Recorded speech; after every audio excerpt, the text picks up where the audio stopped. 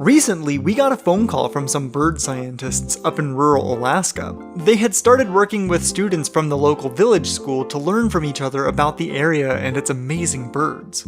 The students had a big idea. They wanted to make a series of videos so they could share this knowledge with other village schools in Alaska. And then they had an even bigger idea.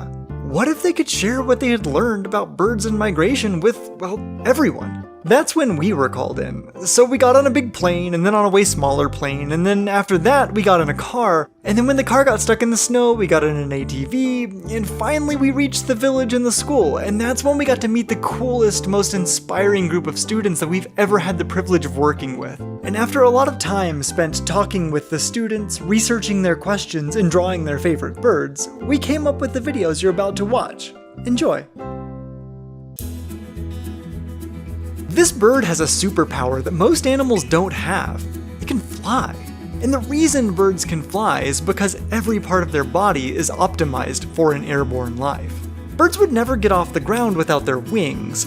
Bird wings are basically modified arms geared toward flying. This is what a bird wing looks like from the side. See how it's curved? When this shape moves through the air, that curve catches the air and redirects it downward, creating a force called lift. To keep the wing moving through the air, the bird has to flap it, generating a force called thrust. And as long as enough air is moving across the bird's wing, that wing will soar.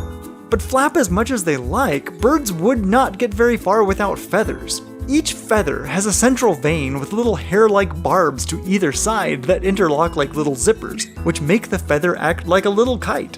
Feathers are made of keratin, which is the same stuff your fingernails are made of. Keratin is great for feather making because it's both strong and light. All of the feathers of a wing work together to give the wing as much surface area as possible in order to catch the most air. In order to keep air flowing across those feathered wings, birds need really strong muscles, and even those muscles still need a little help. That's why a bird's wing flapping muscles are anchored to a strong bone called the keel bone, which makes it easier for those muscles to keep flapping the wings. Because flying takes more energy than running, birds have to take in a lot of oxygen to keep from getting out of breath. This means that birds have really efficient, and kinda weird, respiratory systems. They don't just have two lungs like we do, they also have air sacs tucked away in their bodies to hold extra air. Birds also have a one-way respiratory system. The air takes a linear path from the air sacs to the lungs and back out. In this way, air travels through a bird's body the way blood travels through your arteries. Speaking of arteries, birds also have really big hearts to pump blood to their energy-hungry muscles, and they also have big brains because flying requires smarts. I mean, they have to be quick thinkers to avoid flying into trees. But there is a trade-off. For some parts to become heavier, others had to become lighter. For example, birds lost many unneeded bones, like fingers, and even gave up their teeth and jaws, opting instead for lighter beaks. Birds don't even bother with a bladder. In other words, birds can't even hold their pee because it might weigh them down too much. This seems like a lot of trouble to go to just to be able to fly, but flying lets birds forage for food in ways that other animals can't, and it allows them to build their homes in places that hungry predators have a hard time getting to. Not to mention, birds can travel all over the world. Not even oceans get in their way. Flying requires lots of adaptations and lots of sacrifices, but if you ask a bird, the best way to get around is to get off the ground.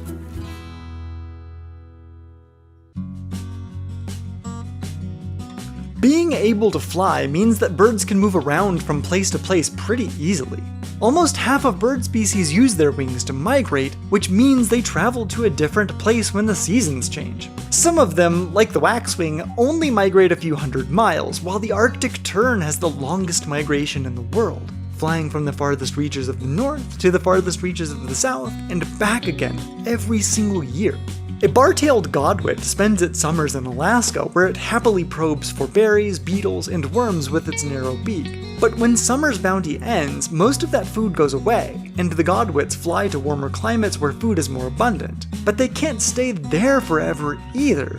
Many of these southern spots are crowded with birds, migrants and residents alike. So the godwits take to the wing again, flying back north in the spring to breed and take advantage of all the food that spring brings up north.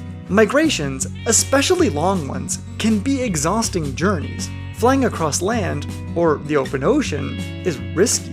Many times there isn't much for migrants to eat along the way, so they take care to pack for their journeys. And by pack, I mean pack on the fat.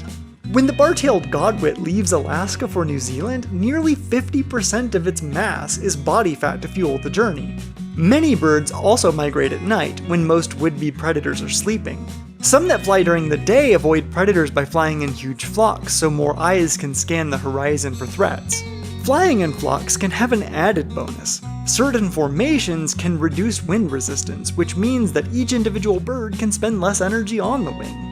Birds are incredible navigators that can travel half the world to find the same patch of forest or ponds every single year. Many birds learn their migration routes from older, more experienced birds, while others make their migrations alone, following maps encoded in their genes. They track their positions using the sun, stars, and even landmarks like rivers.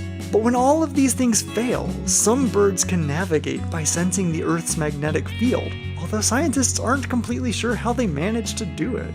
But birds can't control everything. Hurricanes and other storms make flying over the ocean perilous, while wildfires and floods can destroy stopover habitat.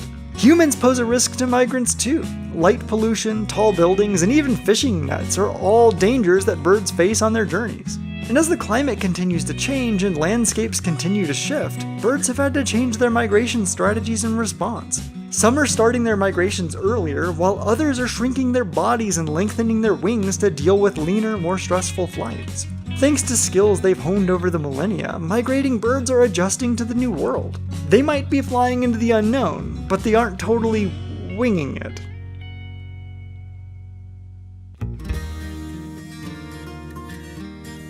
Humans have long noticed that birds have a tendency to disappear, at least for part of the year.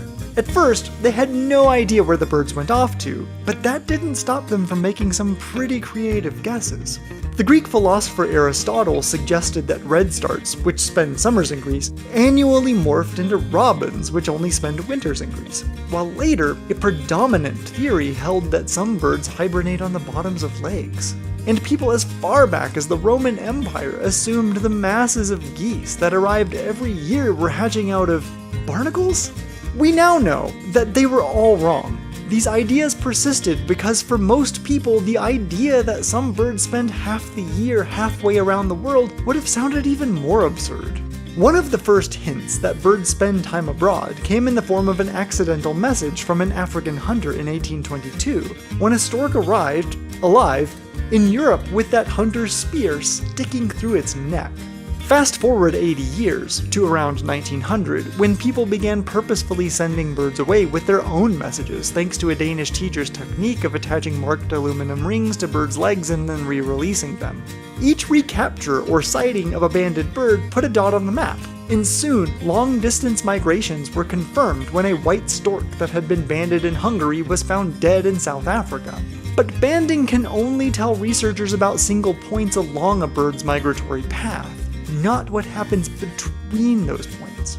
We didn't get our first glimpse of the routes birds took until the 1940s, when it turned out that radar, which had been developed to track both airplanes and rain, was also great for tracking masses of birds. Radar allowed us to see the size of migratory flocks moving en masse under the cover of night for the first time, but we weren't able to get individual data until 1984, when a bald eagle in Maryland was captured and fitted with a transmitter powerful enough to send signals to a pair of orbiting satellites. Satellite tracking revealed details of some remarkable migrations, like the bar-tailed godwit's annual flight from Alaska to New Zealand, during which the bird covers 11,000 kilometers in about 8 days without a single stop.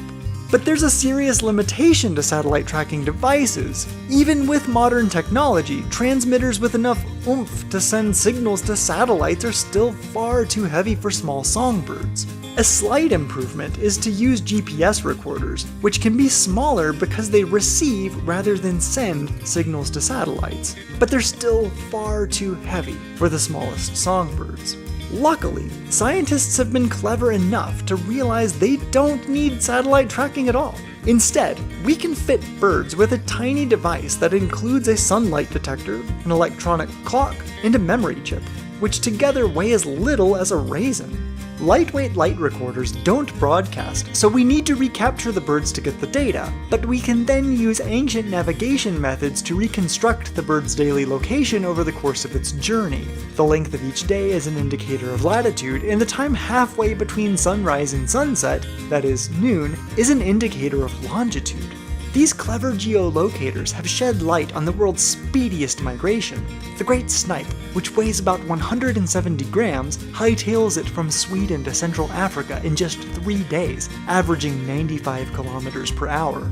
Another marathon migrator, the Arctic tern, has long been credited with the longest migration for its annual round trip between the Arctic and Antarctic, an estimated 40,000 kilometers. But recent data from light-level geolocators show that terns actually travel more than twice as far each year, possibly to take advantage of prevailing winds. While scientists have learned a lot about the specifics of bird migration, they are not the only ones contributing to migratory bird science. Regular folks like you and me are also helping scientists learn about bird migration. By pooling the observations of thousands of eager birdwatchers who contribute data to online databases, scientists can learn about how migration timings, migratory stopover locations, and breeding ranges are changing over time, which would be tough to study with GPS locators alone. So an investigation into migration that began with inquisitive regular folks watching birds is now back to, well, inquisitive regular folks watching birds. You might even say we've migrated full circle. We had so much fun working with the students of Tabona School, and we are thrilled that we had the opportunity to share their work with you. Remember those bird researchers we mentioned at the start? They're all part of Nate Center's research lab at the Department of Environmental Conservation at the University of Massachusetts Amherst. Thanks to funding from the National Science Foundation, they are not only able to spend time working with the local community, they're also helping to crack the secrets of long-distance migration. Every spring, Nate and his fellow researchers migrate up to Alaska to slog through muddy bogs in order to study Hudsonian godwits, which take a marathon trip from Chile every year. The scientists search for their godwit nests, count eggs and babies, and identify birds that they banded in previous years. They monitor the food godwits eat and the predators that eat godwits as they try to learn more about one of the world's most impressive migrators and understand how it's navigating challenges like climate change and habitat loss in an ever-changing world. To learn more, visit centerlab.com.